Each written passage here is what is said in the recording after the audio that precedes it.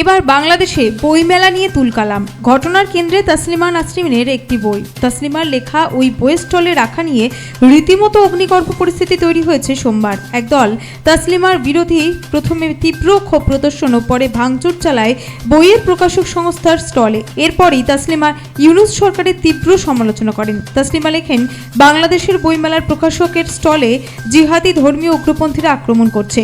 সরকার এই উগ্রপন্থীদের সমর্থন করছে এবং জিহাদি কার্যকলাপ সারা দেশে ছড়িয়ে পড়েছে। এই ঘটনায় তীব্র প্রতিক্রিয়া সৃষ্টি হয়েছে বাংলাদেশে। অমর একুশে বইমেলায় ঘটনার তীব্র নিন্দা করে বিবৃতি দিয়েছেন প্রধান উপদেষ্টা প্রফেসর ইউনূস।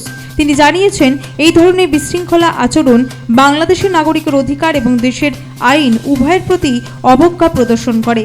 একই সঙ্গে ইউনূস লেখেন, একুশে বইমেলা এদেশের লেখক ও পাঠকদের প্রাণের মেলা। এদেশের সাহিত্যিক, প্রাবন্ধিক, চিন্তক, শিক্ষক, শিক্ষার্থী সহ সকল শ্রেণী পেশা বয়সের মানুষের মিলনস্থল। তাই এখানে এই ধরনের ঘটনা একেবারে অনভিপ্রেত। ব্যুরো রিপোর্ট, নোবেল বাংলা।